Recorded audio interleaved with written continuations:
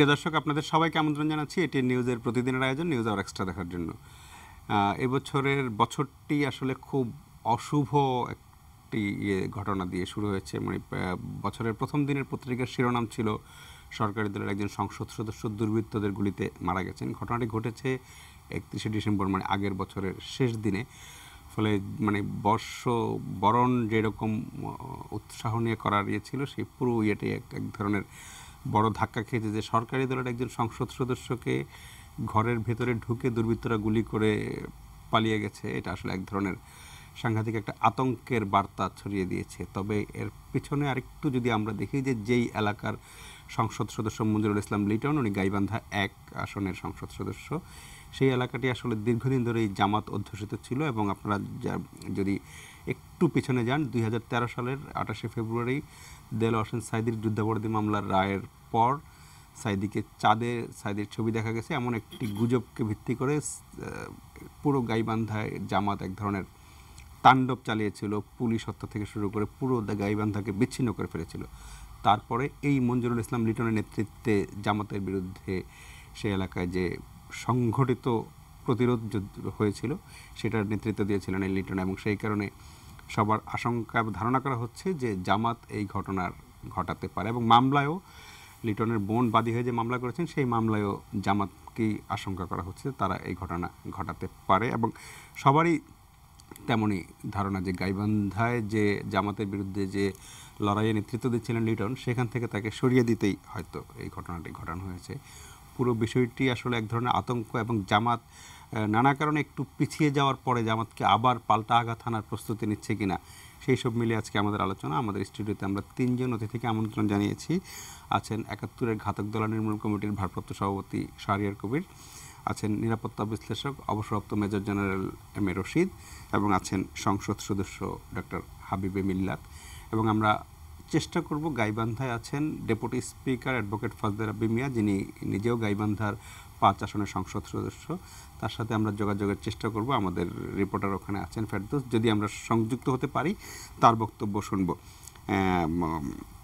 আমি শুরু করি একটু জনাব হাবিবে মিল্লাত, আপনাকে দিয়ে। একজন সংসদ সদস্য আপনাদের সাথে একসাথে ছিলেন, একজন সংসদ সদস্যের মৃত্যু এমনিতে সবসময় মৃত্যু বেদনাদায়ক, কিন্তু এমন একটি মৃত্যু যেটা নাকি নিজের বাসার ড্রয়িং রুমে বসেছিলেন তিনি, সেখানে গিয়ে দুর্বৃত্তরা গুলি করে দিয়েছে। তাতে সবার মধ্যে একদম নিরাপত্তাহীনতার একটা বোধ তৈরি হয়েছে, হঠাৎ করে একটা ধাক্কা লেগেছে। বা লিটন ভাই সম্পর্কে যদি আপনি একটু বলেন যে আপনারা সংসদে একসাথে ছিলেন, কেমন ছিলেন উনি? ধন্যবাদ আপনাকে। লিটন ভাইকে আমি আসলে সংসদে যাওয়ার পর থেকে চিনি, তার সম্বন্ধে বেশি কিছু জানতাম না আগে থেকে। কিন্তু আমি সংসদে দেখেছি একটি ভদ্র নম্র মানুষ। তিনি কখনোই উচ্চস্বরে কথা বলতেন না, এবং যে বক্তৃতাগুলো দিতেন খুবই সুন্দর, আস্তে আস্তে ধীরে ধীরে বক্তৃতা দিতেন। এবং সবাই ভাবতাম এইরকম একটা নরম মানুষ যে ভিতরে কতটা শক্ত, সেটা যদি গাইবান্ধা থেকে খবর না নিতাম তাহলে বুঝতে পারতাম না। গাইবান্ধা আপনি জানেন, শুধু গাইবান্ধা না, আশেপাশের এলাকা বগুড়া এবং অন্যান্য এলাকায় কিন্তু জামাত অধ্যুষিত এলাকা। মুক্তিযুদ্ধের বিপক্ষের শক্তিরা সেখানে সংঘবদ্ধ ছিল। এর আগেও গোলাম আজম একবার গিয়েছিল সেখানে মিটিং করতে। এই লিটনের নেতৃত্বেই আমাদের ওইখানে যে প্রতিরোধ করা হয়েছিল সেটাতে নেতৃত্ব দিয়েছিল। এবং আপনি দেখেন 2014 সনের যে সেপ্টেম্বর মাস থেকে শুরু করে 2013 সেপ্টেম্বর থেকে শুরু করে 5ই জানুয়ারি পর্যন্ত, এবং পরবর্তী বছর 5ই জানুয়ারি থেকে অবরোধ, হরতাল, আগুন সন্ত্রাসের যে ঘটনা ছিল, লিটন একমাত্র ওখানে ও তার নিজের এলাকায় প্রতিরোধ গড়ে তুলেছিল এবং সফল হয়েছিল। এবং যদিও তার নামে 2-4টি এদিক সেদিক অনেক কথাই শোনা যায়, কিন্তু লিটন বারবারই বলতো এগুলো আমার বিরুদ্ধে চক্রান্ত কিনা, আপনারা একটু দেখেন। তার বাসা থেকে কিন্তু তেমন নিরাপদ ছিল না। তার যে বাসাটি আপনারা ছবিতে দেখেছেন, একটা ছোট্ট একটা বিল্ডিং এর ছবি দেখেন, পিছনে কিন্তু এটা একটা বিরান অঞ্চল, একটা গ্রামের বাড়ি।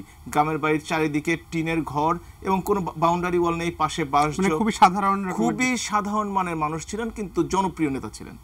সে জনপ্রিয় নেতা যখন ঘরে বসেছিলেন, হয়তো 2-3 জন লোক তার সাথে ছিল। তাকে আপনার পত্রপত্রিকায় পড়েছি যে 2 জন লোক ঘরে ঢুকে তাকে গুলি করে হত্যা করেছেন। তার মানে যারা করেছে তারা ওই আজকাল যে জঙ্গিদের দেখতে পাচ্ছেন শিওর হওয়ার জন্য তারা এই ধরনের খুনটি মানে এইভাবে গুলি করেছে। আপনারা এভাবে যদি খেয়াল করে দেখতে চান, জামাতরা কিন্তু এভাবেই মানুষকে হত্যা করে। আমি স্বাধীনতা যুদ্ধের কথা বলছি না, কিংবা তারপর মিল্লাত ভাই একটু আপনাকে আটকাই, ওই ডেপুটি স্পিকার অ্যাডভোকেট ফজলে রাব্বি মিয়ার সংযোগটি পেয়েছি, সংযোগ নেটওয়ার্কে অনেক ঝামেলা, আমরা ওনার বক্তব্যটা একটু শুনে আসি। হ্যালো, মাননীয় ডেপুটি স্পিকার অ্যাডভোকেট ফজলে রাব্বি মিয়া। হ্যাঁ, ফজলে রাব্বি মিয়া, আপনি আশা করি আপনি আমাদের শুনতে পাচ্ছেন। আমরা একটু আপনার কাছ থেকে শুনতে চাই যে মঞ্জুরুল ইসলাম লিটন যেভাবে খুন হলেন, আপনার জেলার একজন সংসদ সদস্য, এবং উনি জামাতের বিরুদ্ধে আমরা জানি যে প্রতিরোধ যুদ্ধে উনি বিভিন্ন সময়ে খুবই ভালো ভূমিকা রেখেছেন। একটু আপনার কাছ থেকে যে শুনি যে আসলে কি কারণে খুনটা হলো বা কেন ঘটলো এটা। ধন্যবাদ আপনাকে। মঞ্জুরুল ইসলাম লিটন গাইবান্ধা জেলার সুন্দরগঞ্জ এলাকা থেকে সংসদ সদস্য নির্বাচিত হয়েছেন 2014 সালের 5ই জানুয়ারির নির্বাচনে। এর বহু পূর্ব থেকেই তিনি উক্ত উপজেলা আওয়ামী লীগের সভাপতির দায়িত্ব পালন করেছেন। আপনারা জানেন যে 2001 সালের নির্বাচনে ওখানটায় জামাতের একজন লোক, যার নাম মৌলানা আব্দুল আজিজ, তিনি নির্বাচিত সংসদ সদস্য হয়েছিলেন। তিনি নির্বাচিত হওয়ার পর ওই এলাকায় যে তাণ্ডব তিনি চালিয়েছিলেন সেটা 1971 সালের বর্বর পাখানাদেরকেও ক্রস করে গিয়েছিল। সেইটার বিরুদ্ধে জনাব মঞ্জুরুল ইসলাম লিটন যুদ্ধ ঘোষণা করেছিলেন। আপনি নিশ্চয়ই শুনে থাকবেন, কিছুক্ষণ আগেই আমার শ্রদ্ধেয় সংসদীয় সহকর্মী ডক্টর হাবিব বিল্লাত বললেন যে জনাব গোলাম আজম, যিনি জামাতের নেতা ছিলেন, তিনি সুন্দরগঞ্জে একটি প্রোগ্রাম করতে চেয়েছিলেন জামাতের একটি বিশাল সমাবেশে। মঞ্জুরুল ইসলাম লিটনই একমাত্র ব্যক্তি, তার নেতৃত্বেই সেদিন সেই সভাকে শুধু প্রতিহত করাই হয়নি, মঞ্জুরুল ইসলাম লিটন জামাত নেতা জনাব গোলাম আজমকে সুন্দরগঞ্জের মাটিতে পা ফেলতে দেয়নি। জামাতের যে গাড়ির বহর ছিল সেটি বাংলাদেশের অন্য কোনো উপজেলায় জামাতের এই ধরনের গাড়ির বহর কোনোদিন গিয়েছিল কিনা আমাদের জানা নেই, কেউ টিকতে পারেনি।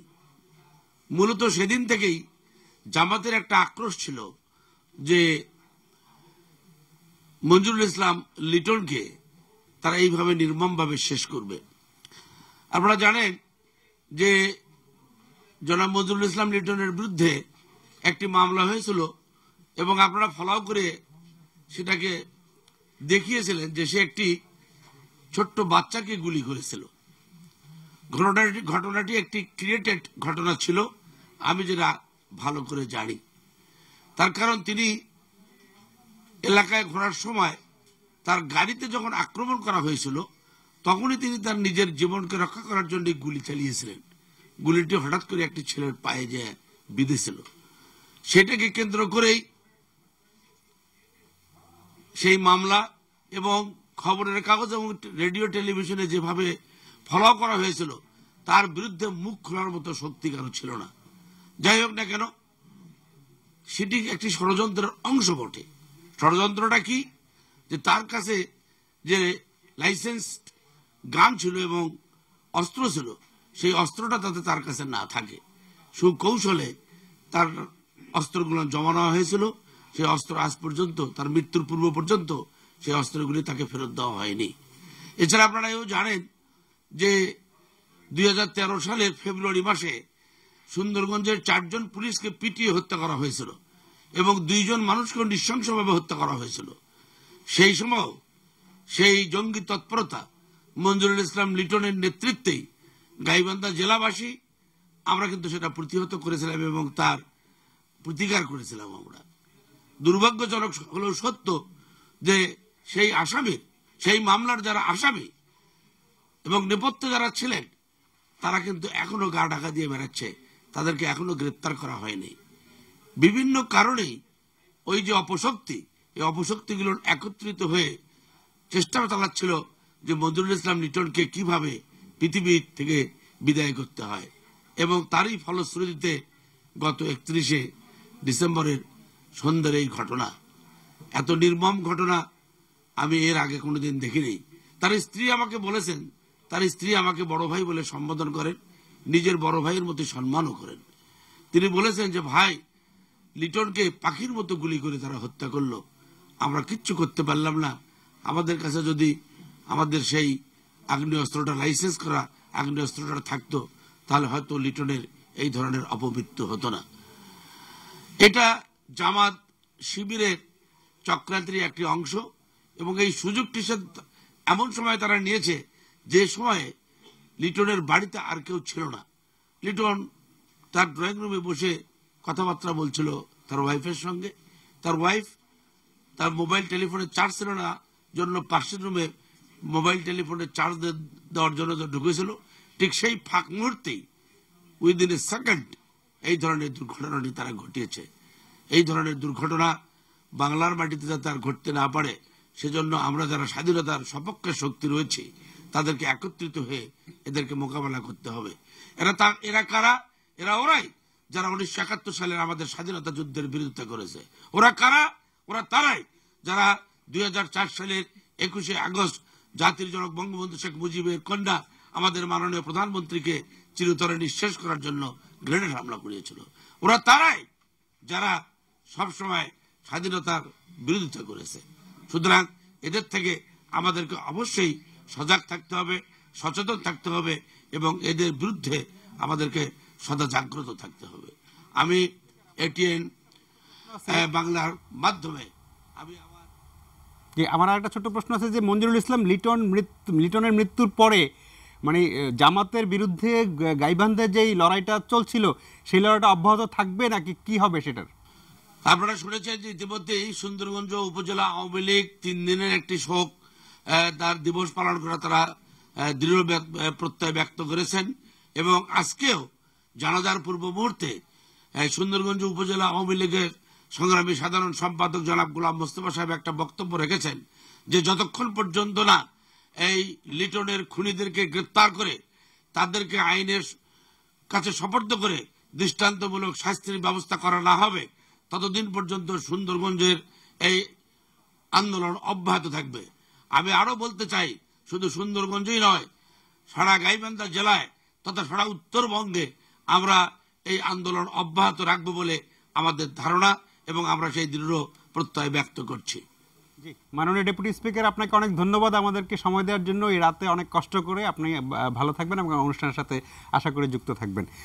সরি মিলাদ ভাই, আমি আপনাকে থামিয়ে দিয়েছিলাম কারণ নেটওয়ার্কের খুবই ঝুঁকিপূর্ণ, কখন ওনাকে পাওয়া যাবে কখন পাওয়া যাবে। আপনি আপনার অসমাপ্ত বক্তব্য দিয়ে শেষ করেন। আপনি দেখেন, বাংলাদেশে মুক্তিযুদ্ধের পক্ষের শক্তিরা ক্ষমতায় থাকুক আর বিরোধী দলে থাকুক, তাদের কিন্তু হত্যা করা হয়। আপনি দেখেন 2004 সনে এই টঙ্গীর জনপ্রিয় নেতা আহসানুল মাস্টারকে জনসমক্ষে গুলি করে হত্যা করা হলো। তার পরবর্তী বছর বিএনপি ক্ষমতায়, জামাত ক্ষমতায়, সেই সময় কিন্তু সিলেটে শাহ এমএস কিবরিয়া সাহেবকে হত্যা করা হলো। এইভাবে যখনই আওয়ামী শক্তিকে হত্যা করা হয়, একের পর হত্যা করা হয়েছে অনেক জনপ্রিয় নেতাকে। এর কারণ একটি, কারণ ওই এলাকায় সাধারণভাবে তাদেরকে কখনোই পরাস্ত করা সম্ভব হবে না, গণতান্ত্রিক পন্থায় তাদের কখনোই পরাস্ত করা সম্ভব হবে না। যখনই তারা চিন্তা করে যে এই ধরনের একজন জনপ্রিয় নেতাকে যখনই কোনোভাবে পরাস্ত করা সম্ভব হবে না, তাদেরকে হত্যা করে ফেলো সারা বাংলাদেশে। আপনাদের এখানে লেখা আছে যে জামাত আতঙ্ক। বাংলাদেশের মুক্তিযুদ্ধের পক্ষের শক্তি কখনোই জামাতকে আতঙ্ক মনে করে না। তারা মনে করে জামাতকে আমরা বারবার পরাজিত করেছি, কিন্তু কাপুরুষরা যদি পিছন থেকে গুলি করে কাউকে হত্যা করে, তাদেরকে তো ঠেকানো সম্ভব না। কাপুরুষরা কাপুরুষের মতোই কাজ করবে, জামাত যেটি করে যাচ্ছে। সারা পৃথিবীতেই কিন্তু এই ধরনের ঘটনা ঘটে, সুতরাং এতে আতঙ্কিত হওয়ার কিছু নাই। যেদিন এই ঘটনাটি ঘটেছে তারপর দিনই আমি আমার নির্বাচনী এলাকা সিরাজগঞ্জ, অর্থাৎ গতকালকে চলে গেছি, যে যত মিটিং মিছিল করে ফিরে আসছে, আবার ইনশাল্লাহ কালকে ফিরে যাব, আবার 3-4 দিন থেকে আসবো।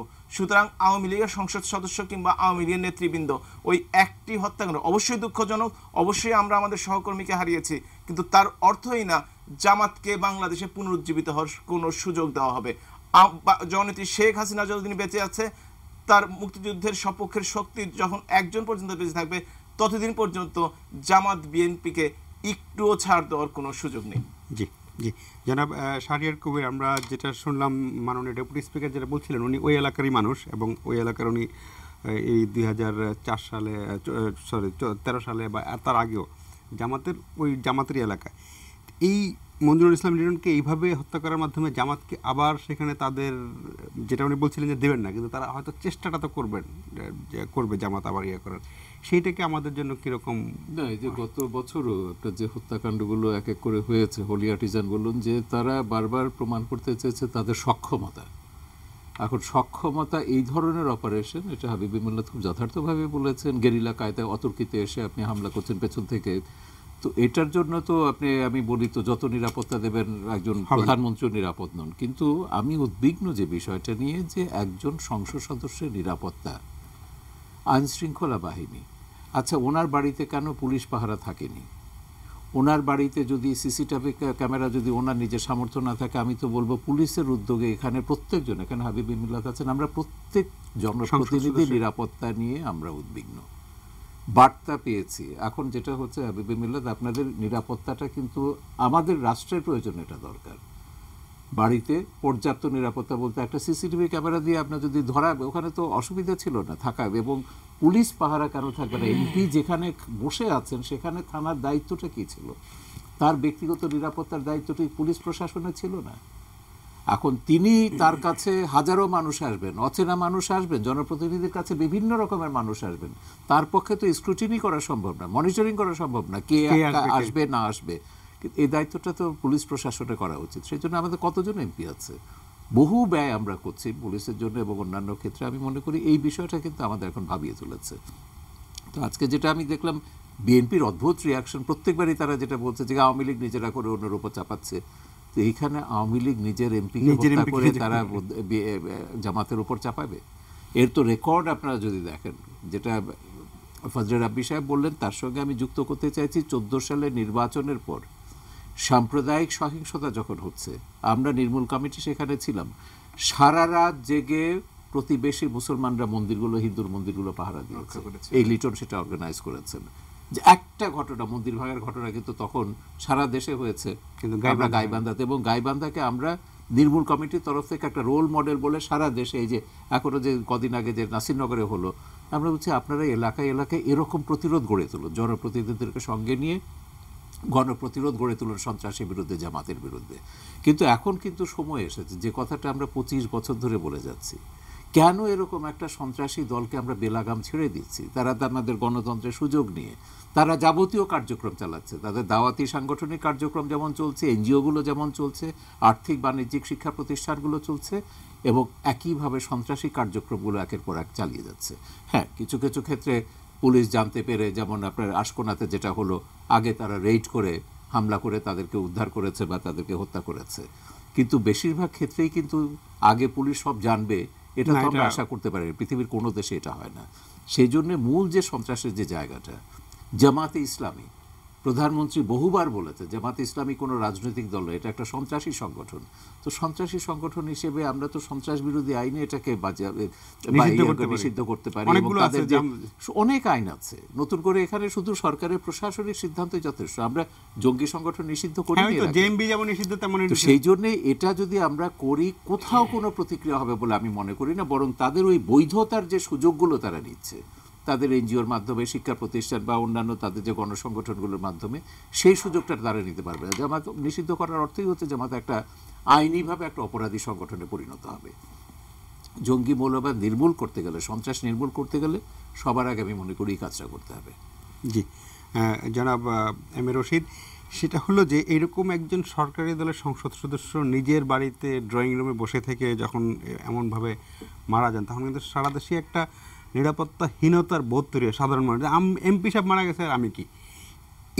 এটা তো একটা এক ধরনের আতঙ্ক ছড়ানোরও হতো, যারা করেছে তাদের একটা আতঙ্ক ছড়ানোর ইয়ে ছিল, যে একজনকে মেরে অনেকের মধ্যে আতঙ্কটা ছড়িয়ে দেয়া। এইটা আসলে শাহরিয়ার ভাই যেটা বলছেন, যে পুলিশের পক্ষে তো আর একদম ঘরে ঘরে গিয়ে ইয়ে করা সম্ভব না। সেক্ষেত্রে আসলে কি করা, মানে সাধারণ মানুষের নিরাপত্তাটা আমরা তখন কোত্থেকে, মানে বোধটা কীভাবে তৈরি করব? আমি যেটা মনে করি যে এটি তো খুব একটা অ্যাগ্রেসিভ অ্যাটাক, যে একটি জনপ্রতিনিধির বাসার মধ্যে ঢুকে এই যে সাহস নিয়ে পরিকল্পিতভাবে একদম আক্রমণ করে তাকে হত্যা করা, তো এই অ্যাগ্রেসিভ অ্যাটিটিউডস যে কোন কোন মহলের অপশক্তির কাছে আছে, তো সেটি আমাদেরকে আগে একটু বিশ্লেষণ করতে হবে। তো স্বভাবতই এটিতে বোঝা যাচ্ছে যে সরকারি দলের বা আওয়ামী লীগের একজন সংসদ সদস্যকে আক্রমণ করেছে।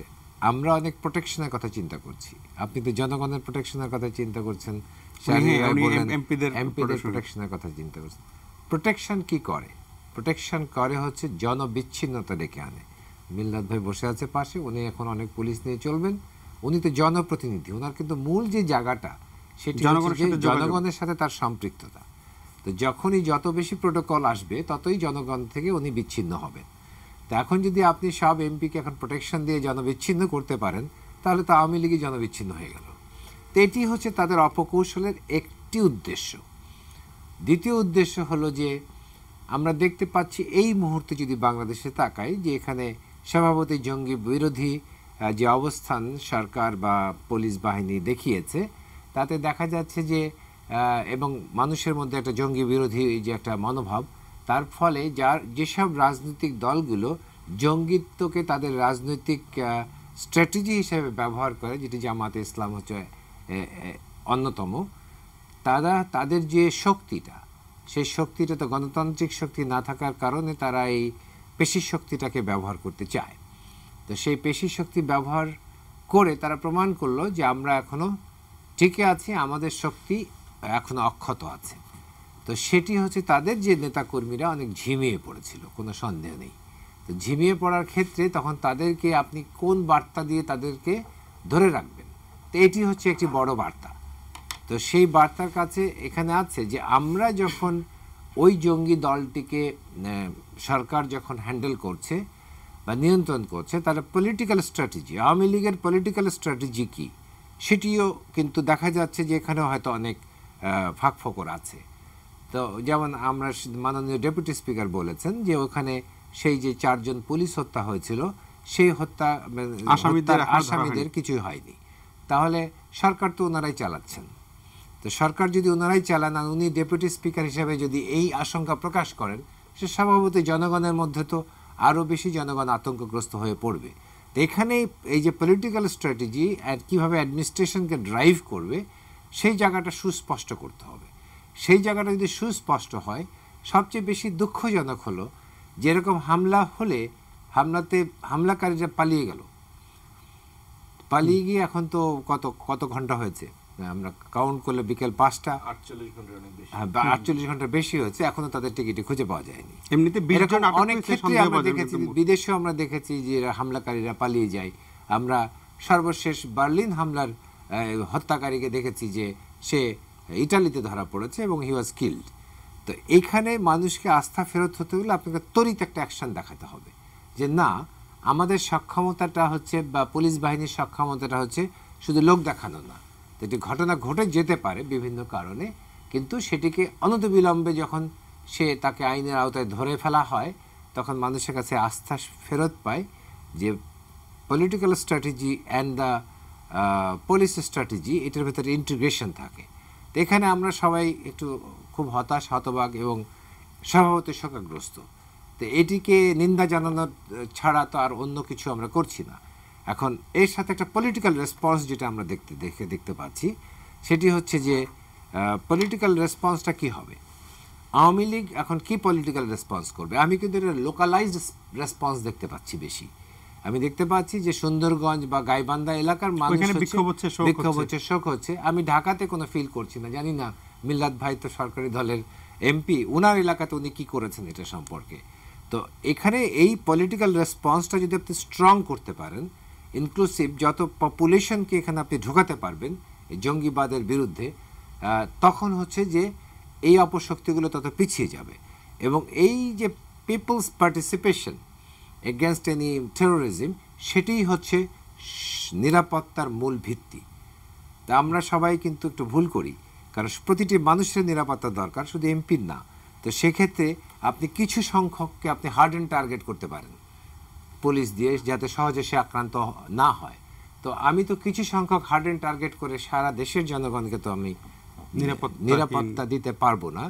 সেই সব জায়গাগুলোকে আমাদের বুঝতে হবে যে কোন স্ট্র্যাটেজিটা ফলো করলে আমি একটা কান্ট্রি ওয়াইড। আরেকটা ইম্পর্টেন্ট কথা যেটা ফজলুর রাব্বি সাহেব বললেন, এই যে ওই কিশোরের উপর গুলির বর্ষণের ঘটনাকে কেন্দ্র করে লাইসেন্স রেখে দেওয়া হলো। এখন এইটার সঙ্গে যদি আপনি ওইটা মেলান, যে তাকে প্রথম অরক্ষিত করা হয়েছে, তারপর আঘাতটা করা হলো। রেকি তো অনেকদিন ধরে না, করেছে, আছে, সেখানে কাগজে আমি এসেছে। অবশ্যই এখানে পুরোপুরি ওনার সাথে একমত হব না। এর কারণ হচ্ছে, যদি আমি ওনাকে চিনি না, উনি তো দেখেছেন, আমি তার পার্সোনালিটিটাকে যেভাবে স্টাডি করে যেটা বুঝেছি, যে he had a 2 dimensions perception about his profile. একটি হচ্ছে ওনার এলাকাতে উনি হচ্ছে একজন সক্রিয়, পপুলার এবং খুব মানুষের সাথে মিশে অ্যাক্টিভ একটি নেতার প্রোফাইল তার ওইখানে হয়েছে। যখন উনি ওই গুলি করেছিলেন আত্মরক্ষার্থে, যেটি আমাদের মাননীয় ডেপুটি স্পিকার বললেন, যে সে গুলি লক্ষ্যভ্রষ্ট হয়ে একটি ছেলেকে, কিশোরকে আঘাত করেছিল, সেটি যখন মিডিয়াতে যেভাবে প্রচারিত হয়েছে, আমরা যখন জেনেছি, তখন ঢাকা এবং সারা দেশে তার যে ইমেজটাকে প্রচন্ডভাবে যখন আঘাত করেছে, তখন তো প্রশাসন তার উপরে একদম আইন প্রয়োগ করেছে, যে একটি ব্যক্তির নামে যখন খুনের অভিযোগ থাকে বা গুলি ছোড়ার অভিযোগ থাকে, তার কাছে তো পিস্তল বা দেয়ার, আমার মনে হয় সেটি হচ্ছে আইনে কাভার করেনি বলে এটা করেছে। কিন্তু বিষয়টা হলো যে ওনার ওইখানে যে ঝুঁকি তৈরি হয়েছে, এখন আমরা যেটা বুঝতে পারছি, যে উনি ওনার এলাকাতে একটা ঝুঁকিপূর্ণ ব্যক্তিত্ব ছিলেন। এই জামাতের এগেনস্টে উনি ফাইট করার জন্যে, সে গোলাম আজম থেকে শুরু করে যে তাদেরকে ওখানে ঢুকতে দেননি। তো ওনার ওই ঝুঁকির কারণে তখন যারা তার নিরাপত্তা নিয়ে বিশ্লেষণ করেছেন, পার্টিকুলারলি এটা লোকালাইজ এরিয়াতে এটা হয় বেশি, সেখানকার পুলিশ গোয়েন্দারাই করবেন, তো সেখানে তারা ভুল করেছে, যে তারা ওনার ঝুঁকির সাথে ওনার নিরাপত্তা বিষয়টি কখনোই মেলাননি। এবং উনি যখন গ্রেপ্তার হয়েছেন, আমার যত মনে পড়ে, গ্রেপ্তার একজন সংসদ সদস্য গ্রেপ্তার হলে স্বভাবত এলাকাতে তার যে একটা প্রশাসনের উপর তার যে একটি নিয়ন্ত্রণ থাকে, সেটি কমে আসে। আমার মনে হয় ওইখানে এই জিনিসটা, মানে ওনার ঝুঁকিটা আরো বেড়ে গেছিল। আমরা একটু বিরতিতে যাব, বিরতির পরে আলোচনায় ফিরবে। একজন দর্শক ফোনে আছেন, ফোনটি নিয়ে। প্রিয় দর্শক, আপনার নাম বলে প্রশ্নটি করুন।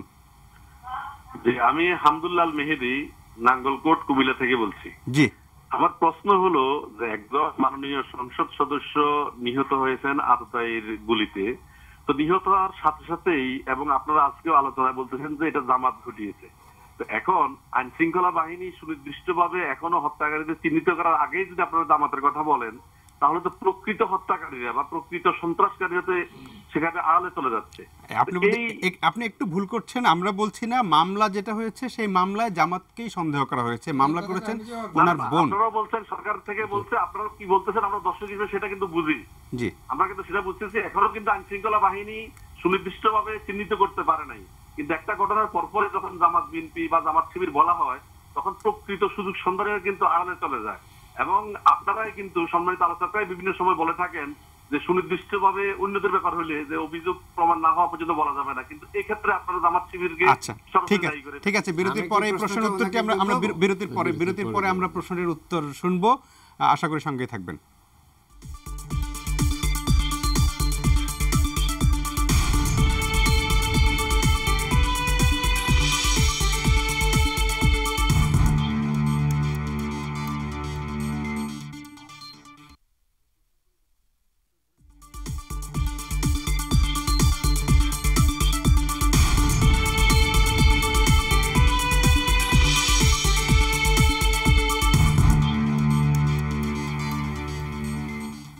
প্রিয় দর্শক, আমরা ফিরে এলাম আলোচনায়। আমরা কথা বলছিলাম গাইবান্ধা 1 আসনের সংসদ সদস্য মঞ্জুরুল ইসলাম লিটন গত 31 ডিসেম্বর সন্ধ্যায় ওনার নিজ বাড়িতে যেভাবে নৃশংসভাবে খুন হয়েছেন সেটা নিয়ে, এবং যে এইটার কারণে এক ধরনের আতঙ্ক যেটা যে গাইবান্ধা জামাত অধ্যুষিত এলাকা, এবং সবগুলো ঘটনা মিলিয়ে এমন হয় যে অনেকদিন ধরেই উনি জামাতের টার্গেটে ছিলেন। বিরতির আগে একজন দর্শক কুমিল্লার নাঙ্গলকোট থেকে মেহেদি প্রশ্ন করেছিলেন যে পুলিশ তদন্তের আগেই কিভাবে আমরা জামাত শিবিরের কথা বলছি। মামলায় ওনার বোন বাদী হয়ে যে মামলা করেছেন, সেই মামলায় জামাতের কথা বলা হয়েছে। আর এই প্রশ্নের উত্তরগুলো আমরা আমাদের অতিথিদের কাছ থেকে নিব। আমাদের সাথে এখনও সংযুক্ত আছেন ডেপুটি স্পিকার অ্যাডভোকেট ফজলে রাব্বি মিয়া। ওনার কাছ থেকে আমি উত্তরটি নেওয়ার চেষ্টা করব। জনাব ফজলে রাব্বি মিয়া, আপনি বিরতির আগে আমাদের দর্শক যে প্রশ্নটি করেছিলেন, আশা করি আপনি শুনতে পেয়েছেন। প্রশ্ন করেছিলেন যে কেন পুলিশের তদন্তের আগেই আমরা বা মামলায় আপনারা কেন জামাত শিবিরকে দায়ী করছেন। একটু বলবেন কি আসলেই এলাকার রাজনীতিটা কেমন ছিল, যে আসলেই মঞ্জুরুল ইসলাম লিটন জামাতের টার্গেট ছিলেন কেন, বা কিভাবে আপনারা মনে করছেন? লাঙ্গলকোট থেকে যে ভাইটি প্রশ্ন করেছিল মেহেদি, যে পুলিশ তদন্ত করার আগেই কোনো বিষয়ে কথা বললে সেটা প্রভাবিত হওয়ার সম্ভাবনা থাকে। আমি সেই মেহেদী সাহেবকে অত্যন্ত বিনয়ের সঙ্গে স্মরণ করিয়ে দিতে চাই যে একটা ক্রিমিনাল কেসের বেসিস হচ্ছে এফআইআর, ফার্স্ট ইনফরমেশন রিপোর্ট, সাধারণ ভাষায় যেটাকে বলা হয় এজাহার। সেই এজাহারে যে কথাগুলো লিপিবদ্ধ থাকবে তাকে কেন্দ্র করেই পুলিশকে সেই ইনভেস্টিগেশনটা করতে হয়। এবং এই এফআইআরে মঞ্জুরুল ইসলাম লিটনের যে ছোট বোন তিনি যেভাবে এজাহারটি করেছেন সেটাতে জামাত শিবিরকে লক্ষ্য করে তিনি সেটা করেছেন। সুতরাং সেই কারণে সেই দিক থেকে বিবেচনা করেই তো পুলিশকে ইনভেস্টিগেশন করতে হবে। সুতরাং সেই বিষয়ে যদি কেউ কোনো কথা বলেন, আমি মনে করি না যে এটা ইনভেস্টিগেশনকে প্রভাবিত করা যেতে পারে বা প্রভাবিত হতে পারে। এটা সঠিক নয়। ওনার ওই প্রশ্নের সঙ্গে আমি বিনয়ের সঙ্গে দ্বিমত পোষণ করি। আর তাছাড়া মঞ্জুরুল ইসলাম লিটনকে ওই এলাকার কোনো সাধারণ মানুষ কিংবা অন্য কোনো রাজনৈতিক দলের সঙ্গে যেহেতু কোনো প্রকার কুসম্পর্ক নেই বা তাদের মধ্যে কোনো বৈরী মনোভাব নেই বা তার সঙ্গে অন্য কোনো বিষয়ে কারো মনোমালিন্য নাই বা শত্রুতা নাই, সুতরাং তাকে নির্মমভাবে হত্যা করার পিছনে কি কারণ থাকতে পারে? বিষয়টি অন্তত এলাকা ভিত্তিক হিসেবে নিশ্চিত যে জামাত শিবিরের নেতৃত্ব ছাড়া এই কাজটি হতে পারে না। তাদের ষড়যন্ত্র এবং তাদের যে প্রি প্ল্যান্ড হইতে তারা যেটা করেছে এটা অত্যন্ত পরিষ্কার। আর আমাদের শ্রদ্ধেয় রশিদ ভাই একটি কথা বলেছেন, আমি তার সঙ্গে দ্বিমত পোষণ করতে চাই না, যে যখন ওই মঞ্জুরুল ইসলাম লিটনের গুলিতে একটি ছেলের পায়ে আঘাত লেগেছিল, উনি যদি গতকালকের খবরের কাগজটা পড়ে দেখেন ওই ছেলেটির কিন্তু একটি বক্তব্য সুস্পষ্ট ভাষায় উঠে এসেছে। সুতরাং লাইসেন্সড করা আর্মস সেই সময়ে সঙ্গত কারণেই সরকারকে বা পুলিশ প্রশাসনকে সিজ করতে হয়েছিল, কিন্তু প্রকৃতপক্ষে যখন এই মামলাটির কোনো সাক্ষী হচ্ছে না এবং যেহেতু মঞ্জুরুল ইসলাম লিটন একজন সংসদ সদস্য এবং তার জীবনের উপরে একটা হুমকি রয়েছে, তখন সেটাও কিন্তু প্রশাসনের চিন্তা করা উচিত ছিল যে তাকে কিভাবে নিরাপত্তা দেওয়া যেতে পারে। ওই বিষয়টি যেমন সরকারের দায়িত্ব বা প্রশাসনের দায়িত্ব যে একটা এই ধরনের মামলা হয়েছে, সুতরাং তার কাছে সেই আর্মস থাকা ঠিক না, ঠিক পাশাপাশি সেটাও কিন্তু ঠিক রশিদ ভাই যে আমার নিজের জীবনের নিরাপত্তার জন্য আমারও কিন্তু একটা আর্মস থাকা প্রয়োজন। এ বিষয়টিও বিবেচনার দাবি রাখে। আমি যাই হোক না কেন, আসলে আমাদের এই গাইবান্ধা অঞ্চলের একটা ঘটনা হচ্ছে জামাত যে খুব বেশি একটা শক্তিশালী তা কিন্তু নয়। সেটা আপনারা বিভিন্ন নির্বাচনে যদি রেজাল্ট দেখেন, সেই রেজাল্টে জাতীয় সংসদের রেজাল্ট দেখেন, তাহলে দেখবেন যে তারা কি ধরনের পার্সেন্টেজ ভোট পায়। আসলে ওরা করে কি, ওই সময় মতো আশেপাশে সব জেলার লোকগুলো একত্রিত হয়ে এসে আসমকা একটা আক্রমণ করে সেখান থেকে পালিয়ে যায়। যেমন ধরুন, যখন দেলোয়ার হোসেন সাইদি চাঁদে দেখা গিয়েছিল বলে যেটা হয়েছিল, সেটার যখন বিরোধিতা হয়েছিল, তখন জামাত শিবিরেরা সারা বাংলাদেশের জামাত শিবির পলাশবাড়ি, সাদুল্লাপুর, পীরগঞ্জ, মিঠাপুকুর এলাকায় এসে রাস্তার গাছ টাছ কেটে তারা একটা মানে বিভ্রান্তির সৃষ্টি করেছিল, অরাজকতার সৃষ্টি করেছিল, সহিংসতার সৃষ্টি করেছিল। তারা কিন্তু ওই এলাকার জামাত ইসলামের সব যে লোক তা কিন্তু নয়, তাদেরকে বাহির থেকে নিয়ে এসে কিন্তু এই কাজটি করা হয়েছিল। সুতরাং তারা যে খুব বেশি একটা শক্তিশালী রাজনৈতিক সংগঠন সেটা কিন্তু নয়। ওরা যেখানে আক্রমণ করতে যায় সংঘবদ্ধভাবে দেশের বিভিন্ন এলাকা থেকে তাদের ক্যাডারকে নিয়ে এসে তারা কিন্তু এই কাজটি করে থাকেন। তেমনি আমাদের গাইবান্ধার ব্যাপারেও, বিশেষ করে সুন্দরগঞ্জের ব্যাপারে, সুন্দরগঞ্জে লিটনকে আক্রমণ করার মতো স্পর্ধা বা সাহস অন্য কোনো শক্তির বা অন্য কোনো রাজনৈতিক দলের নেই। যারা করে এসছেন তারাই কিন্তু এটা করেছেন এবং এই বিষয়ে আমরা নির্দ্বিধায় বলতে পারি যে জামাত শিবিররা একসঙ্গে সরাসরিভাবে সম্পৃক্ত রয়েছেন। আমি একটি কথা আজকে এই সুযোগে বলতে চাই যে আমার শাহরিয়ার কবির ভাই বলেছেন মাননীয় সংসদ সদস্যদের নিরাপত্তার ব্যাপারে। ইতিমধ্যেই মাননীয় প্রধানমন্ত্রীর কাছে আমরা আবেদন করেছি যে এই লিটনকে যেভাবে নৃশংসভাবে গুলি করে হত্যা করা হলো, এটার জন্য আমাদের সকল মাননীয় সংসদ সদস্যদের অ্যালার্ট হওয়া দরকার এবং অ্যালার্ট হতে গেলে পরে তারও কিন্তু নিরাপত্তার প্রয়োজন আছে। সেই নিরাপত্তা দেওয়ার জন্য আমরা মাননীয় প্রধানমন্ত্রীর কাছে বিনয়ের সঙ্গে আবেদন জানাতে চাই। নিশ্চয়ই মাননীয় প্রধানমন্ত্রী এই বিষয়টি সহৃদয়তার সঙ্গে বিবেচনা করবেন বলে আমি বিশ্বাস করি। জি, যারা মাননীয় ডেপুটি স্পিকার, আপনাকে অনেক ধন্যবাদ আমাদেরকে শীতের রাতে সময় দেওয়ার জন্য। আমরা অনুষ্ঠানে যাচ্ছি, আশা করি আমাদের সঙ্গেই থাকবেন। আপনি একটু উত্তর দিতে চেয়েছিলেন এই প্রশ্নের, আর কিছু কি? তার আগে আমি মাননীয় ডেপুটি স্পিকার একটি কথা, উনি হয়তো আমাকে ভুল বুঝেছেন, আমি কিন্তু ওটাই বলেছি, সঙ্গত কারণে আম উজ্র হলে তার নিরাপত্তার ঝুঁকিটা আরেকটু বেড়েছে এবং সেই নিরাপত্তার ঝুঁকির বিবেচনায় স্থানীয় প্রশাসনের একটি তার নিরাপত্তার ব্যবস্থা করা উচিত ছিল। জি, সেটি হয়তো উনি একটু ভুল বুঝেছেন। ওনার সাথে, ওনার বক্তব্যের সাথে আমার বক্তব্যের কোনো পার্থক্য আমি খুঁজে পেলাম না। উনি যে প্রশ্ন করেছেন জামাতকে অভিযুক্ত করার কারণে, একটি হচ্ছে যে উনি তো আইনগত বিশ্লেষণটা উনি দিয়েছেন, আমি যেটা বলতে চাচ্ছি সেটি হচ্ছে যে আমরা এলাকাতে যে কার সাথে হত্যা করার একটা মোটিভ থাকে, উদ্দেশ্য থাকে, কেন করছে, তো সেটার মূল কারণ হয়ে থাকে যেখানে আমরা দেখছি যে ওনার হত্যার মূল কারণটা কিন্তু রাজনৈতিক প্রতিহিংসা। যা কিছু আমরা শুনলাম, এই প্রতিহিংসা চরিতার্থ করার জন্য কোন কোন রাজনৈতিক দলগুলো রাজনৈতিক প্রতিহিংসা চরিতার্থ করার জন্য সহিংসতাকে বেছে নেয়, তার মধ্যে জামাত একটি দল নিঃসন্দেহে। জামাতের যদি পাস্ট হিস্ট্রি দেখেন এবং তার যে অঙ্গ সংগঠনগুলো আছে, ইসলামী ছাত্র শিবির, সেই শুরু থেকেই তাদের রগ কাটা থেকে শুরু করে এই যে সহিংসতা, জঙ্গি শক্তি হচ্ছে তাদের একটি অল্টারনেটিভ মিনস, যে মাসলস, তারা এটা অ্যাপ্লাই করে এবং এর অনেক উদাহরণ দেওয়া যাবে বাংলাদেশি। তো সেটির সাথে যখন মিলিয়ে দেখা যায় তখন মানুষের ধারণা হবেই যে এটি ওই এলাকাতে একটি জামাতের প্রতিহিংসার একটি আক্রমণ। তো সেখানে উনি যে কথাটা বলছেন যে মামলা প্রভাবিত হবে কিনা, আসলে মামলা প্রভাবিত হবার কোনো সুযোগ নেই। আর সব কিছু মিলিয়ে যদি এটি কোনো দলের বিরুদ্ধে যায় তাহলে সেখানে তো প্রতিবাদ করারও কিছু নাই। দলকে ঘোষণা দিয়ে বেরিয়ে আসতে হবে যে আমি এই সহিংসতার চর্চা আর অতীতে ভবিষ্যতে করব না।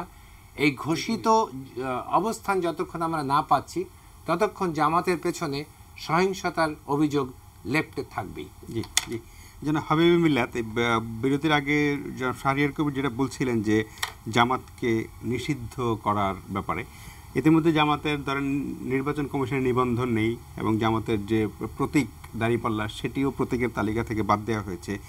তারপর জামাতকে নিষিদ্ধ করতে তো আসলে খুব যেটা বললেন যে সন্ত্রাসী সংগঠন হিসাবে একটা অর্ডার, মানে প্রশাসনিক আদেশেই হয়তো সেটা করা যেতে পারে। সেইখানে আপনাদের সরকারের চিন্তা ভাবনা কি বা দ্বিধা কোথায়? আপনারা দেখেন যে জামাতের মতো বা জামাতের কিছু সংগঠনকে ইতিমধ্যেই কিন্তু নিষিদ্ধ করা হয়েছে বাংলাদেশে। এবং জামাত একটু আগে রশিদ ভাই যেটা কথা বললেন যে তারা বিবৃতি, আজকেও তারা কিন্তু বিবৃতি দিয়েছে যে কোনো ধরনের হত্যাকাণ্ড, নৈরাজ্য, সন্ত্রাসের সাথে জামাতের কোনো সম্পর্ক নাই। কেউ চুরি করলে, ডাকাতি করলে, খুন করলে কেউ কোনোদিন স্বীকার করে, সেটা জামাতও স্বীকার করবে না, তারা করে যাচ্ছে বারবার। তো জামাতকে নিষিদ্ধ করার দাবি সারা বাংলাদেশ থেকে উঠেছে।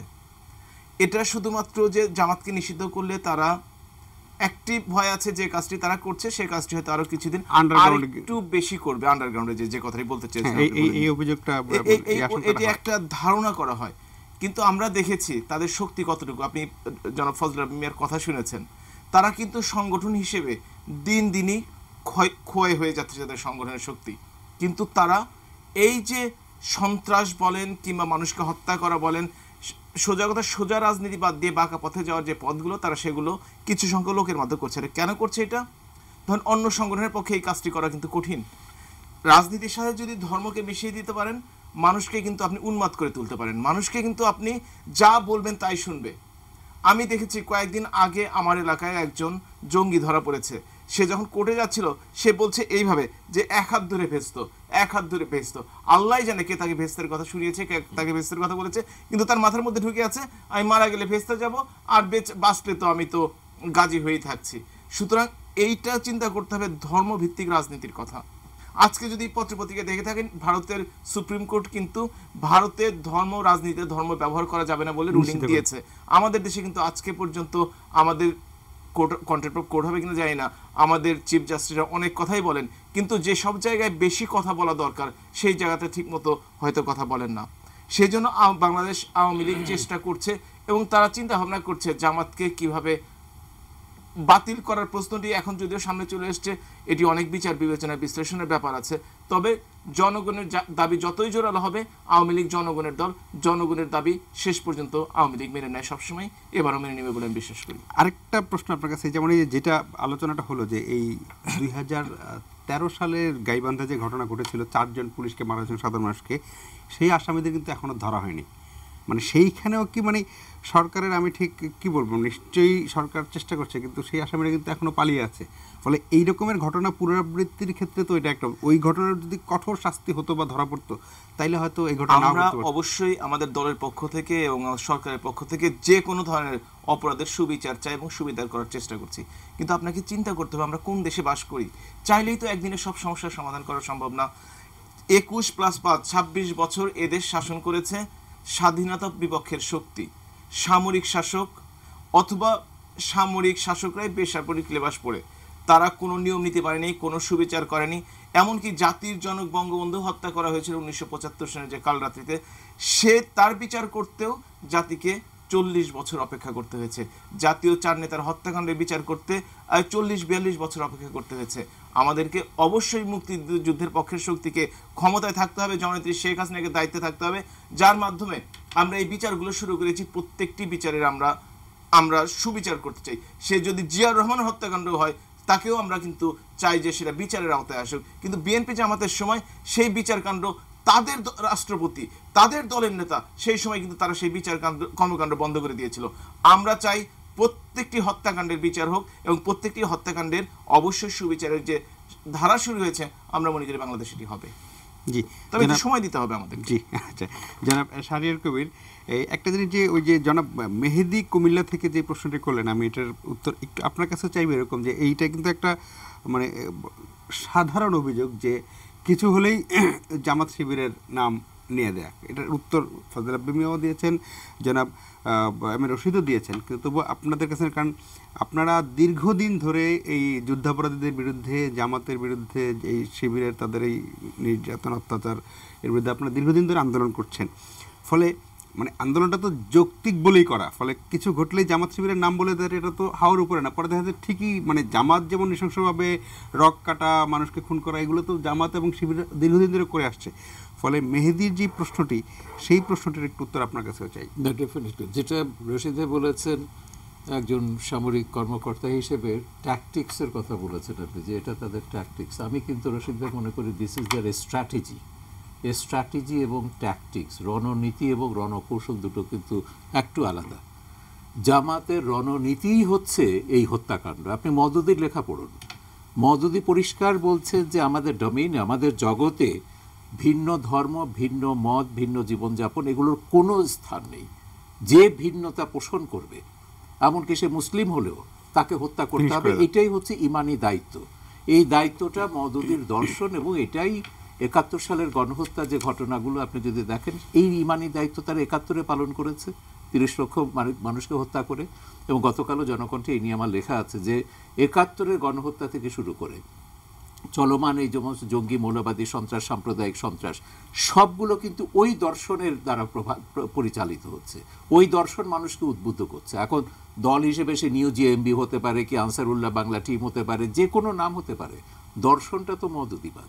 আমরা সেইখানেই বলছি যে আমাদের মূল বিষয়টা হচ্ছে এই দর্শন শুধু বাংলাদেশ না, আইএস যা করছে, আল কায়দা যা করছে, বাগদাদি বলুন আর মোল্লা উমররা যা করছে, সেটা তো একই তো দর্শন। তো জিহাদকে তারা ইমানকে সরিয়ে ইসলামের 5 স্তম্ভের মধ্যে জিহাদকে বাধ্যতামূলক করলো। এখন সেই দর্শনটা যদি আপনি না বুঝতে পারেন, এই সন্ত্রাসের চরিত্রটা বুঝতে পারবেন না। সেই কারণে আমরা বলছি যে অন্য কোনো বিএনপির সন্ত্রাস করছে, বিএনপির সন্ত্রাসটা কিন্তু আমি বলবো রশিদ ভাই, এটা হচ্ছে কৌশল। যেমন আমার ছবিতে আছে না, ওই যে 2014 সালের নির্বাচন ঠেকাতে গিয়ে বোমা বানাবার কারখানা, ঢাকা শহরে তো সব ক্ষুদ্র ক্ষুদ্র শিল্প গড়ে উঠেছিল, বোমা শিল্প গড়ে উঠেছিল। এবং তারা বলছে, বিএনপির বড় ভাই বললেন, টাকা দিলেন, টেলিফোনে 1000 থেকে 100-1500 টাকা, 2000 টাকা এক একটা বোমা তৈরি করে দেয়া। এখন সেইটা ছিল তাদের কৌশল। কিন্তু জামাত যেটা করছে, এটা তারা নীতি এবং দর্শন, আদর্শ হিসেবে করছে। সেই জন্যেই যে কোনো এই ধরনের সন্ত্রাসের ঘটনা ঘটুক, সেখানে জামাতের নাম আসবে, যেটাকে আমরা বলছি সার্কামস্ট্যান্সিয়াল এভিডেন্স। 71-এর গণহত্যার বিচারের ক্ষেত্রে আমরা বলছি, হ্যাঁ, কেউ কি হাতে হাতে দেখেছে যে গোলাম আজম সাহেব নিজের হাতে কাউকে জবাই করেছেন? না, দরকার নেই তো। গোলাম আজম নেতৃত্ব সাহেব দিয়েছেন আপনি তো এই দর্শনের অনুসারী, এই এই দর্শনের দর্শনের নেতৃত্ব অনুসারীরাই দিয়েছেন তো এই আপনি। গণহত্যা ঘটিয়েছে এবং এই দর্শন দিয়ে আপনি গণহত্যাকে বৈধতা দিয়েছেন। সুতরাং এই দর্শনের দায়, গণহত্যার দায় আপনাকে নিতে হবে, মওদুদিবাদ দায় আপনাকে নিতে হবে, সেই দায় জামাতকে বহন করতে হবে। জামাত যে নিষিদ্ধ করলো, অনেকে বলছেন না নতুন নামে আসবে, আন্ডারগ্রাউন্ডে যাবে না, এতে কিচ্ছু যায় আসে না। আমার কথা হচ্ছে দর্শনটাকে আপনাকে নিষিদ্ধ করতে হবে। ধর্মের নামে এই যে হত্যাকে বৈধতা দেয়া, সন্ত্রাসকে বৈধতা দেয়া, না, এটা বাংলাদেশে চলবে না। যেটা হাবিবে মিল্লাত খুব গুরুত্বপূর্ণ কথা বললেন, এখানে সুপ্রিম কোর্টের দায়িত্বটা কি? আজকে ভারতে সুপ্রিম কোর্ট যে রায় দিচ্ছে, এখন আমরা তো মনে করি আমাদের সংবিধানের অভিভাবক হচ্ছে সুপ্রিম কোর্ট। এখন এই সংবিধানটা যখন খায়রুল হক সাহেব বললেন অবৈধ সামরিক সরকাররা যতগুলো সংশোধনী এনেছে অবৈধভাবে, সবগুলো বাতিল হয়ে গেছে। এখন যেহেতু এখন রাষ্ট্রধর্ম আছে, আমাদের ধর্মনিরপেক্ষতা আছে, সুপ্রিম কোর্ট অনায়াসে বলতে পারে রাষ্ট্রধর্ম ইসলাম বা এই যে ধর্মের নামে রাজনীতি যেটা হচ্ছে, এটা আমাদের আর্টিকেল 12-এর পরিপন্থী, এটা সংবিধানে থাকতে পারে না। এটাই সুপ্রিম কোর্টের কাছে অভিভাবক হিসেবে আমাদের প্রত্যাশা ছিল। কিন্তু সেখানে কি হচ্ছে, বরং আমরা উল্টোটা দেখছি, যুদ্ধাপরাধীদের চলমান বিচারটা যাতে বন্ধ হয়ে যাওয়া যায় তার জন্য তারা উদ্যোগী হয়েছেন। মামলাগুলো, আপিলগুলো স্থগিত হয়ে গেছে। এখন ট্রাইব্যুনাল সরাতে নিয়ে যে চিফ জাস্টিস তো এটা নিয়ে তো মহাতাণ্ডব করছেন। তো এখন সেইটাই আমাদেরকে বুঝতে হবে যে জামাত যে আমরা বলছি যে প্রশাসনের রন্ধ্রে রন্ধ্রে, ওই যে ওটা যদি ফজলে রাব্বি সাহেব যেটা কথা বলছেন, আমার কাছে এটা খুবই গুরুত্বপূর্ণ মনে হচ্ছে। কেন একে নিরস্ত্র করা হলো? এই নিরস্ত্রকরণ কি শুধু ওই আইনের একটা ব্যাখ্যা দিয়ে আমি মীমাংসা করতে পারবো? নিরস্ত্র করে যে আমি যে তাকে হত্যার ক্ষেত্রটি তৈরি করিনি, তাকে ভালনারেবল করে, তাকে যে ভালনারেবল করা হয়নি, এটা তো আমি মনে করি এখন নতুন করে তদন্ত করতে হবে। এবং আমি মনে করি এটা শুধু পুলিশে তদন্ত, এটা গোয়েন্দা বিভাগের এটা তদন্ত করে দেখতে হবে, যে কেউ উচ্চ পর্যায়ের একটা তদন্ত হতে হবে। কারণ না হলে ভবিষ্যতে কিন্তু আরো এই ধরনের বিপর্যয়ের আশঙ্কা করছি আমরা একটা বিরতিতে যাবো। একজন দর্শক ফোনে আছেন, ফোনটি নিয়ে। প্রিয় দর্শক, আপনার নাম বলে প্রশ্নটি করুন। আমি উত্তম কুমার বলছিলাম, ঢাকা থেকে। জি, প্লিজ। আমার প্রশ্ন হচ্ছে, আমরা যুদ্ধ অপরাধীর বিচার করেছি, কিন্তু জামাতের টাকার বিচার করি নাই। জামাতের হাজার হাজার কোটি টাকা আছে এবং প্রচুর পরিমাণে আছে সম্পত্তি। কারণ জামাতের বিচার করার আগে তাদের টাকার বিচার করা লাগতো, কারণ তারা ওই সময় শুধু মানুষ মারে নাই, সম্পত্তিও লুট করেছিল। আর দ্বিতীয় প্রশ্ন হচ্ছে, জামাতকে বিএনপি তো দিয়ে রাখছি, আওয়ামী লীগ সরকার বর্তমান ক্ষমতায়, অথচ অনেক বড় যুদ্ধ অপরাধীর মামলার রায় হয়েছে, জামাতের মামলার রায় সুপ্রিম কোর্ট থেকে এখনো বের হয় নাই কেন? জি, আপনার বিরতির পরে আমরা উত্তর জানার চেষ্টা করব। আশা করি আমাদের সঙ্গে থাকবেন।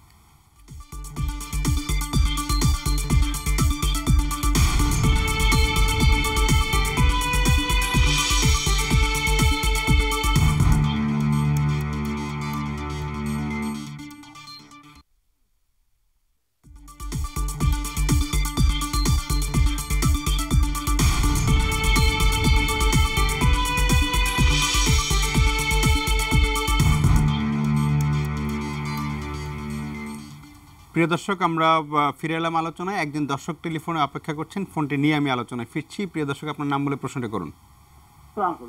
ওয়ালাইকুম আসসালাম। আমি সাধারণ কবির বেগমগঞ্জ, নোয়াখালী থেকে। জি, প্লিজ। আমার প্রশ্ন ডক্টর হাবিবুল মিল্লাত এমপি সাহেবের কাছে। জি। এই যে আপনারা যে হত্যাকাণ্ডের সময় বিচার দাবি করতেছেন বা করতেছেন, যাই কিছু করে, আপনি এই 350 বছরের ঘুণে ধরা এই জরাজীর্ণ আইন দিয়ে কিভাবে এই যে খুনিদের ধরবেন, বিচার করবেন? যেখানে রাজন, সিলেটের রাজন, খুলনার রাকিব, কুমিল্লার তনু, তনু বাদ দিলাম, এটা তো কালকের ঘটনা।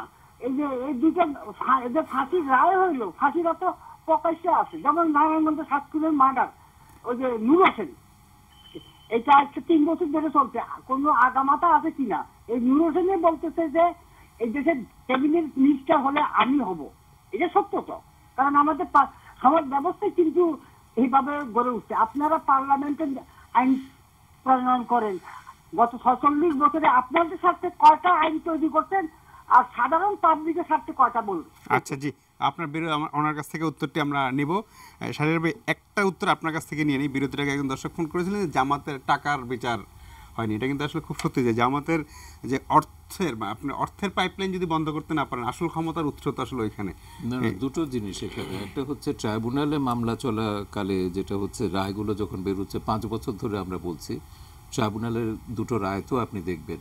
এই যে গণহত্যার দায়ে জামাতে যেসব নেতার বিচার হলো, শাস্তি হলো, দণ্ড কার্যকর হয়ে গেছে, এরা যে হাজার হাজার কোটি টাকার সম্পদ বানিয়েছে স্বাধীন বাংলাদেশ, এটা তো আমাদের জনগণের সম্পদ, কিন্তু এই সম্পদ কিন্তু তারা তাদের উত্তরাধিকারীদের দিয়ে যাচ্ছে আরও বেশি আলবদর রাজাকার শান্তি কমিটিগুলো তৈরি করবার জন্য, সেই আদর্শের গোলাম আজমের আদর্শের সৈনিক তৈরি করবার জন্য, এবং সেইভাবে কিন্তু তারা তৈরি করছে।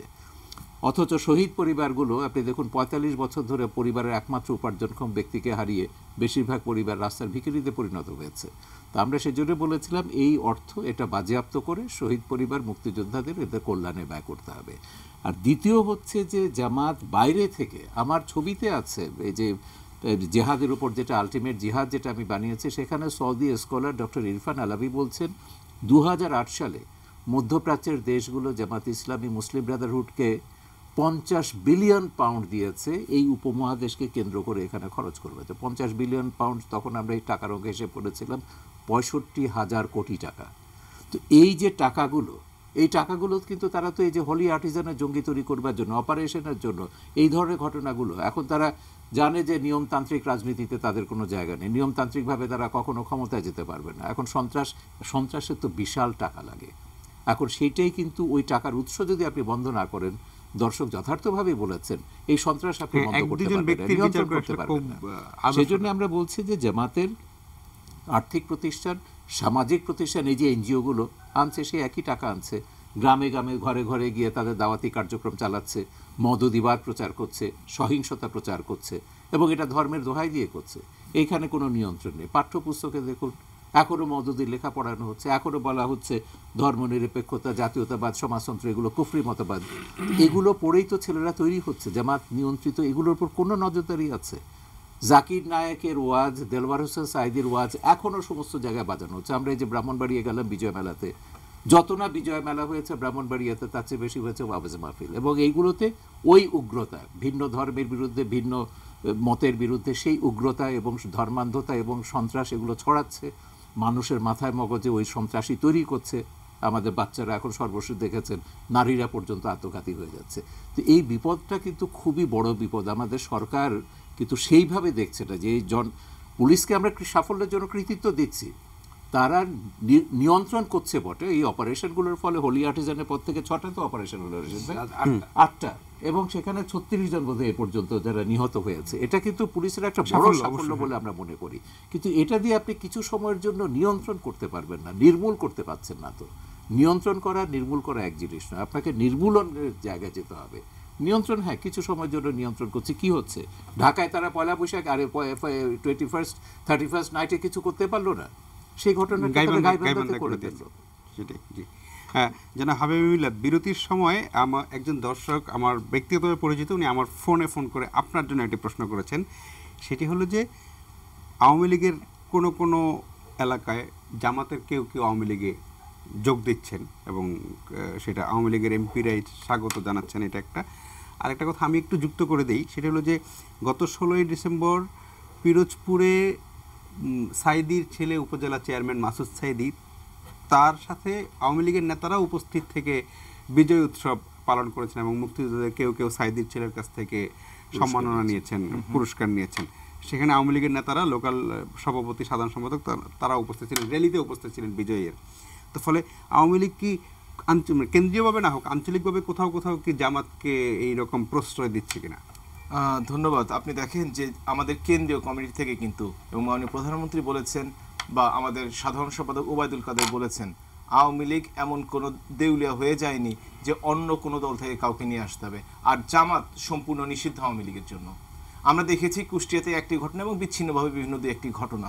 তার অর্থই না যে সারা বাংলাদেশে আওয়ামী লীগ জামাতকে গ্রহণ করছে। সারা বাংলাদেশের যারা আওয়ামী লীগের তৃণমূল কর্মী তারা জামাতকে ঘৃণা করে। এবং আপনি যে উপজেলার কথা বললেন যে পটুয়াখালীতে, তাই না?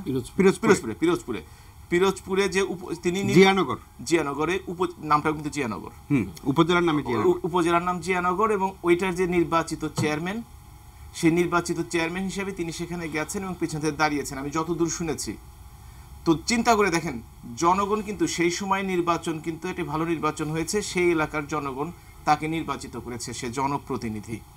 এখন জনপ্রতিনিধির ক্ষমতায় হয়তো তিনি সেখানে গেছেন, কিন্তু দলগতভাবে আমি বিশ্বাস করি জামাতের সাথে আওয়ামী লীগের কোনো সম্পর্ক নেই। এমনকি সামাজিক ভাবেও আমরা তাদেরকে বয়কট করি। সুতরাং এই ঘটনাটি যারা ঘটিয়েছেন তাদের আওয়ামী লীগ নেতাদের সিদ্ধান্ত নিতে হবে যে তারা আওয়ামী লীগের সাথে কিভাবে সম্পর্ক রাখবেন এবং জামাতকে তারা কোন চোখে দেখবেন। তবে একটা কোনো জায়গায় যেমন গোবিন্দগঞ্জে, সুন্দরগঞ্জে, এই যে গাইবান্ধায় কিংবা এই জিয়ানগরে কোথাও কোথাও জামাতের কিন্তু কিছু কিছু পকেট রয়েছে, সেই পকেটগুলোতে হয়তো তারা কিছু আধিপত্য বিস্তার করে। কিন্তু আপনি যদি স্ট্যাটিস্টিক দেখে থাকেন সারা বাংলাদেশের সেই 91 সনের নির্বাচন থেকে জামাতের জনপ্রিয়তায় কিন্তু ধস নেমেছে, কিন্তু সন্ত্রাসী কর্মকাণ্ড কিন্তু থেমে নেই।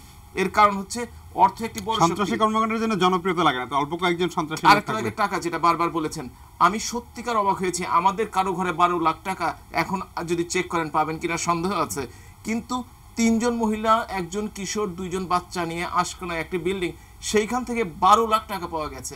এই টাকার সোর্সগুলো যতদিন পর্যন্ত বন্ধ করা না যাবে ততদিন পর্যন্ত এই ধরনের টাকা এবং ধর্ম এক করে যদি সন্ত্রাসী করা যায়, সেটা কিন্তু খুবই শক্তিশালী একটি সন্ত্রাসী কর্মকাণ্ড করা সম্ভব আসলে তাদেরকে দিয়ে। আর আমরা আরেকটা কথা বলেছেন যে আইনের শাসন সম্বন্ধে একজন প্রশ্ন করেছেন যে সেই 350 বছরের আইন। আপনি দেখেন বাংলাদেশ স্বাধীনতার পর থেকে, আমি কথাটা আবারও বলেছি, যে সংবিধানকে বারবার মানে বিভিন্ন ধারা উপধারা চেঞ্জ করে দিয়েছে, যেগুলো বাতিল করা হয়েছিল, কিন্তু সেগুলো কিন্তু এখন পর্যন্ত পুরোপুরি বাতিল হয়নি। এবং 72-এর সংবিধানে ফিরে যাওয়ার কিন্তু আওয়ামী লীগের পক্ষ থেকে চেষ্টা করা হচ্ছে, কিন্তু কতগুলো বাধা রয়েছে, সেগুলো হলো প্র্যাকটিক্যাল। আপনার ইচ্ছা করলে সেটা আমরা আওয়ামী লীগ ইচ্ছা করলেও পারে না। সেটা হচ্ছে, আমি একজন আইন প্রণেতা, একজন সংসদ সদস্য, কিন্তু আইন করার জন্য আমার কতটুকু ক্ষমতা। আপনি যে কোনো একটা আইন, সেটা বিভিন্ন মন্ত্রণালয় ঘুরে আসতে, ব্যুরোক্রেটদের ঘুরে আসতে কয়েকটি বছর সময় লেগে যায় যদি এটা সাধারণভাবে হয়ে থাকে। আর যদি কোনো কঠিন আইন হয়ে থাকে, এটা মাসের পর মাস, বছরের পর বছর ঘরের মধ্যে বসে থাকছে। যে কোনো আইনের কথা আমরা বলতে পারি, দেখেন সামান্য একটা আইন, বাল্য বিবাহ নিয়ে আইন, এটা 3 বছর পর্যন্ত আলোর মুখ দেখেনি, এটা সংসদে খুব তাড়াতাড়ি আসবে। আর এই ধরনের আইনের কথা বলছেন, কেউ হাত দিতে সাহস পায় না। সরকারি অফিসাররা মনে করে যে কয়টা দিন আছি, দিনকাল কাটিয়ে চলে যাই, আমাদের গায়ে কোনো আমরা দোষ নিব না। যত দোষ জনপ্রতিনিধিদের। এই কারণে বাংলাদেশ পিছিয়ে যাচ্ছে। যতদিন পর্যন্ত এই আমলাতান্ত্রিক জটিলতাকে সহজ না করা হবে, ততদিন পর্যন্ত বাংলাদেশে কোনো ভালো আইন আসবে না, কোনো ভালো সিদ্ধান্ত নেওয়া সম্ভব হবে না, এবং ভালো সিদ্ধান্ত নিলেও সেটা বাস্তবায়ন করা অসম্ভব একটা কাজে পরিণত হয় বাংলাদেশ। জি জি, জনাব ডেপুটি স্পিকার অ্যাডভোকেট ফজলে রাব্বি মিয়া আমাদের অনুষ্ঠানে এখনো যুক্ত আছেন। ওনার কাছ থেকে একটা ছোট্ট একটা কথা নিয়ে আমরা অনুষ্ঠানের শেষ দিকে চলে এসেছি। জনাব ফজলে রাব্বি মিয়া, আপনার কাছে 2টা প্রশ্ন। একটা হলো যে জামাতকে নিষিদ্ধ করার ব্যাপারে শাহরিয়ার কবির বারবার বলছিলেন যে সেই ব্যাপারে জাতীয় সংসদ কোনো করার কিছু আছে কিনা, বা আপনি ব্যক্তিগতভাবে কি মনে করেন? আর যেই প্রশ্নটি জনাব হাবিবি মিল্লাতের কাছে করেছিলাম, সেটা আপনার কাছে করছি, যদিও আপনি ডেপুটি স্পিকার, কিন্তু আপনি আওয়ামী লীগের রাজনীতির সাথে জড়িত। কোথাও আওয়ামী লীগের জামাতের লোকজন যোগ দিচ্ছে, সেই প্রশ্রয়টা কি আওয়ামী লীগ দিচ্ছে কিনা আপনার কাছ থেকে জানতে চাচ্ছি। সেটি হলো, আপনি যেটা, আমি শেষের প্রশ্নটির উত্তর আগে দিতে চাচ্ছি, যে আওয়ামী লীগ একটি ঐতিহ্যবাহী রাজনৈতিক দল।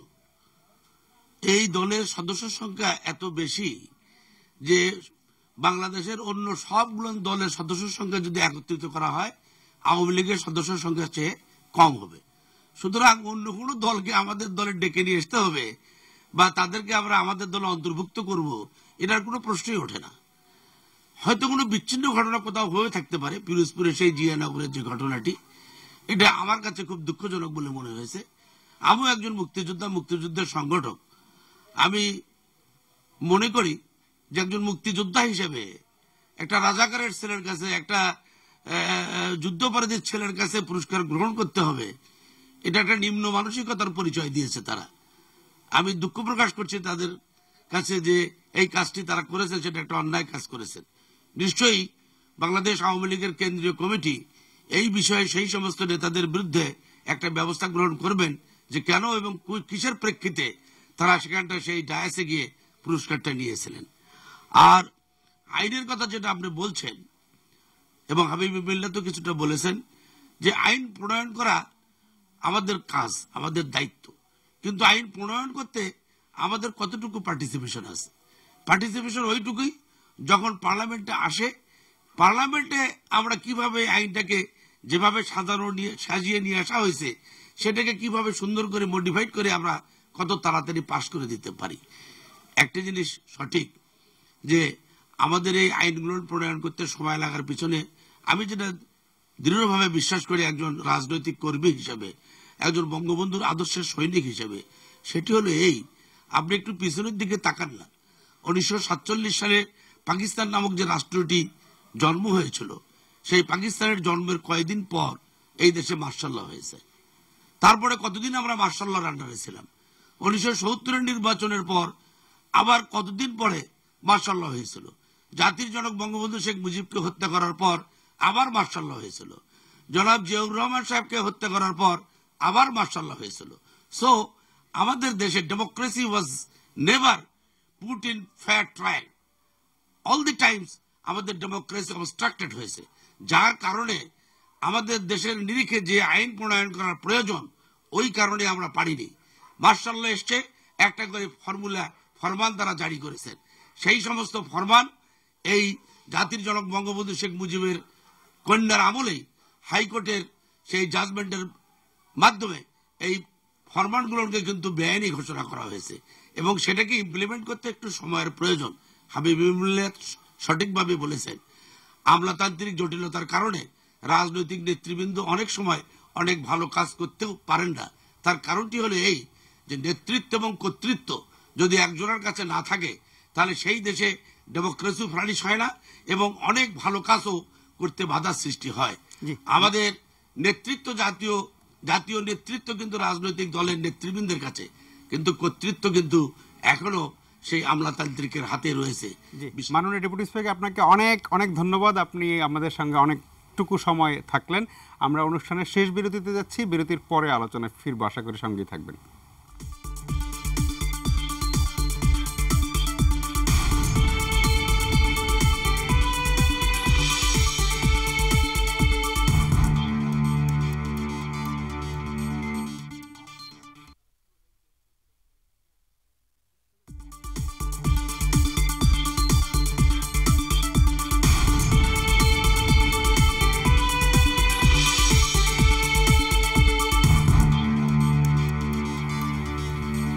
প্রিয় দর্শক, আমরা অনুষ্ঠানের একদম শেষ প্রান্তে চলে এসেছি। আমরা কথা বলছিলাম সুন্দরগঞ্জের গাইবান্ধা 1 আসনের এমপি মঞ্জুরুল ইসলাম লিটন নিজ বাসায় যে মারা গেলেন, তার সাথে জামাতে ইসলামীর বিরোধ দীর্ঘদিনের পুরনো, সেটা নিয়ে জানাব আমি রশিদ, একটু আপনার কাছে জানা যে মানে যেই কৌশলটা, এটা জামাত করুক আর যেই করুক, যে কৌশলটা যে মোটরসাইকেলে আসা হয় মুখোশ লাগিয়ে অথবা মানে হেলমেট পরে এসে একজন স্টার্ট দিয়ে রেখেছে, 2 জন গুলি করে পালিয়ে গেছে, মানে এরকম ক্ষেত্রে আমরা তো ধরেন সাবধানতার অনেকগুলো ব্যাপার আছে। আপনি বলেন যে মানে কেউ বলেন যে এমপিদের নিরাপত্তা দিতে হবে, আপনি বলেন যে তাতে আবার জনবিচ্ছিন্ন হওয়ার, কিন্তু তারপর ফাইনালি আসলে আমরা কিভাবে এইরকম প্রশিক্ষিত খুনিদের বিরুদ্ধে আমরা আসলে কিভাবে মানে মোকাবেলা করব কিভাবে?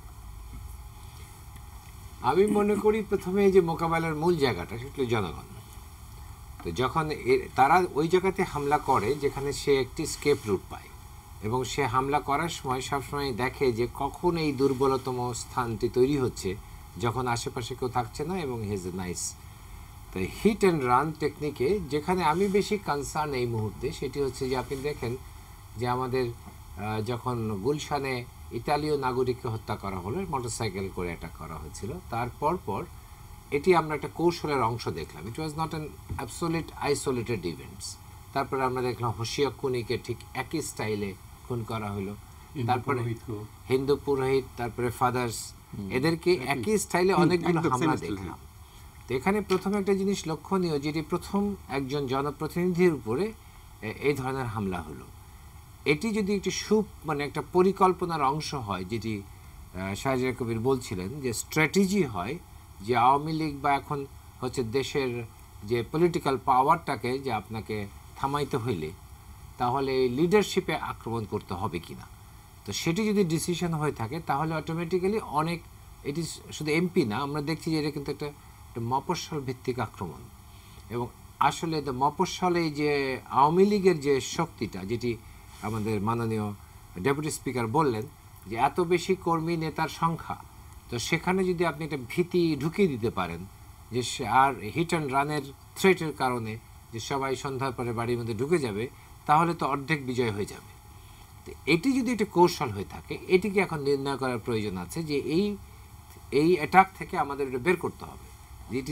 এটা কি একটা আইসোলেটেডভাবে তারা করেছে, নাকি এটা পরিকল্পনার অংশ হিসাবে করেছে। যদি পরিকল্পনার অংশ হিসাবে করে থাকে তাহলে আমি এরকম আইসোলেটেড অ্যাটাক আরও আমরা দেখতে পাবো।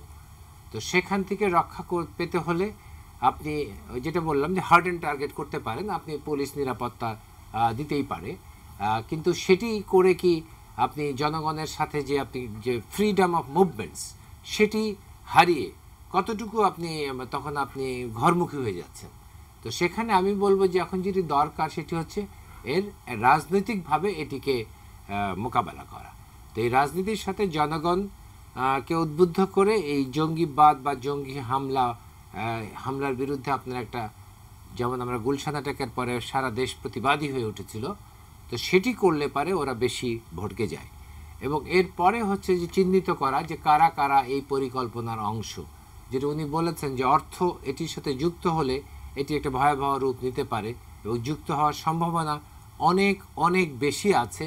তার কারণ আমরা দেখেছি যে বাংলাদেশে বিভিন্ন রিসার্চের তথ্য অনুযায়ী সেদিন তো পড়লাম যে 5 লক্ষ পেইড ক্যাডার আছে যারা বেতন ভুক্ত। তারপরে আমরা দেখেছি যে কিছু কিছু তাদের ব্যাংকের খবর আমাদের কাছে যতটুকু এসে পৌঁছয় সেখানে আমরা দেখতে পেয়েছি 31,000 কোটি টাকা একটি ব্যাংক মাইক্রো ক্রেডিট করে, মানে ছোট ছোট লোন দেয়। সেই লোন দিয়েছে 1.5 লক্ষ মানুষকে, এবং সেই 1.5 লক্ষ মানুষ কারা? অনেকেই যারা এটি নিয়ে গবেষণা করেছেন, সার্ভে করেছেন, তারা বলেছে এটি হলো সব জামাত অথবা জামাত সমর্থিত ব্যক্তি। এই যে আপনি একটা ইকোনমি তৈরি করছেন, তো সেটি অটোমেটিক্যালি সেটি তো এই ধরনের কাজ করতে বা এই ধরনের যে শক্তিটাকে রক্ষা করতে আপনাকে অনেক সহায়তা দিচ্ছে।